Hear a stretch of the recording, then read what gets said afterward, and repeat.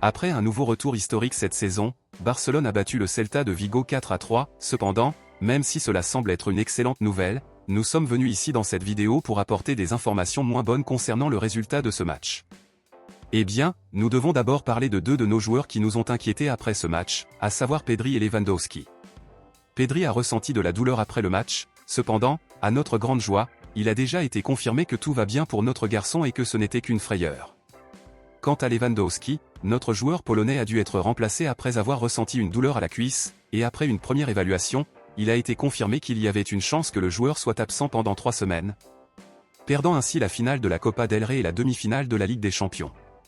Demain, d'autres examens complémentaires seront effectués et dès que nous aurons des informations actualisées à ce sujet, nous vous apporterons tout ici.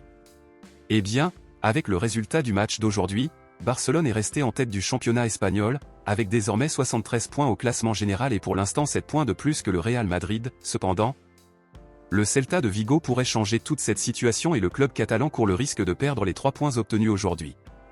Il s'avère que dans la dernière minute du match, Dani Olmo a été fauché dans la surface du gardien, et après une analyse VAR, l'arbitre a conclu qu'il s'agissait d'un pénalty. À ce moment-là, le match était à égalité 3-3, garantissant ainsi un point à chaque club. Cependant, avec le pénalty en faveur de Barcelone, Rafinha a marqué un autre but et ainsi le club catalan a gagné 3-4.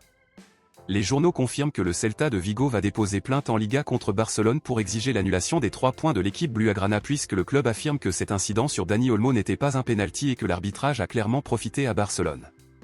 De plus, le Celta de Vigo affirme avoir des preuves à travers des images qui prouvent qu'il ne s'agissait pas d'un pénalty et que l'arbitre a commis une grave erreur.